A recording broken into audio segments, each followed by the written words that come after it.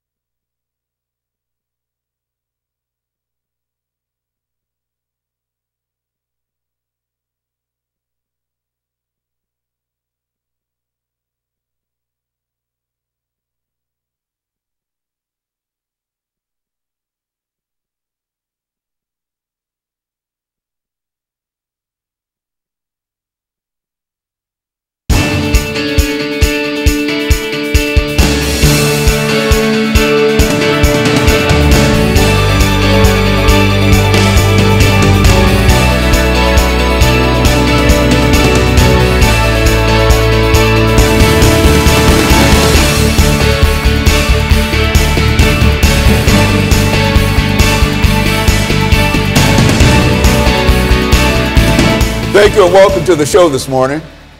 The topic this morning is the status of HIV and AIDS in Nashville.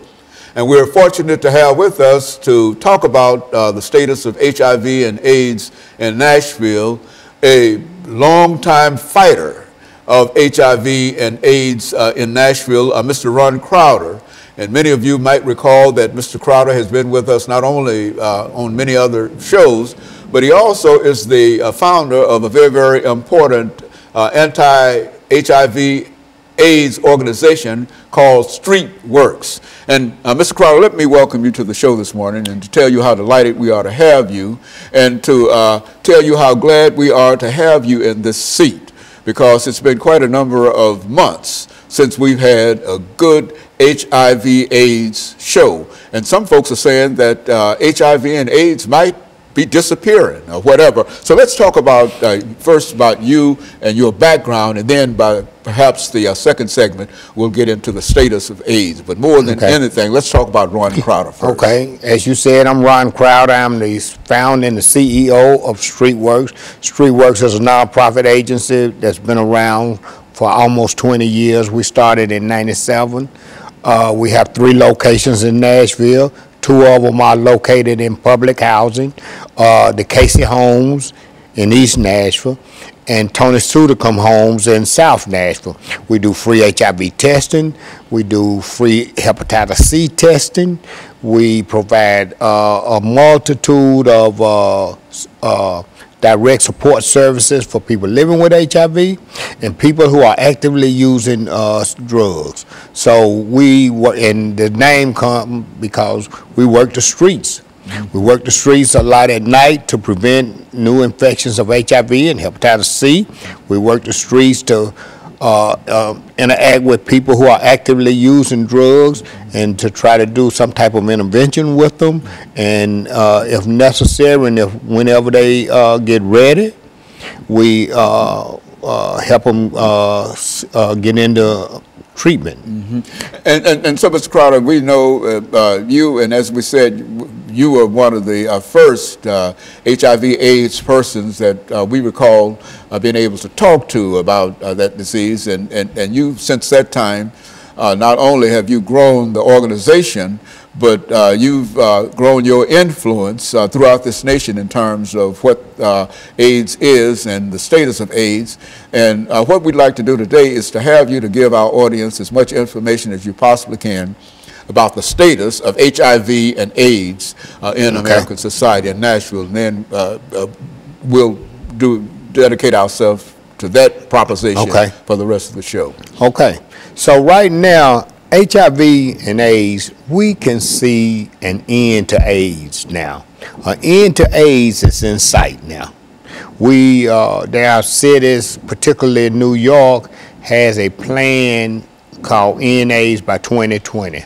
So they actually have a plan of ending AIDS by 2020. Nashville doesn't have a plan yet, but with all of the new interventions and the new treatments, we can see HIV and AIDS ending.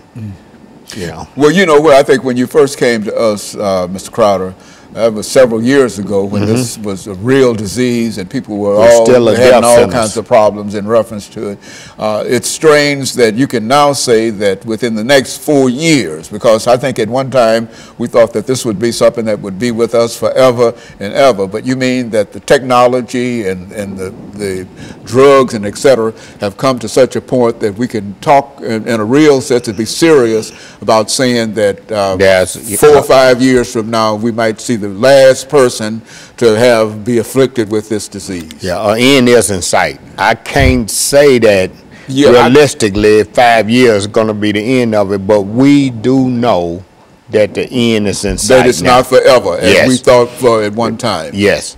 Right now, HIV is more of a chronic illness than a death sentence as it was. Like, I can't remember the first time I came on your show, but I do know that the first time I came on the show, that was in the 90s. Yeah, HIV was still a death sentence.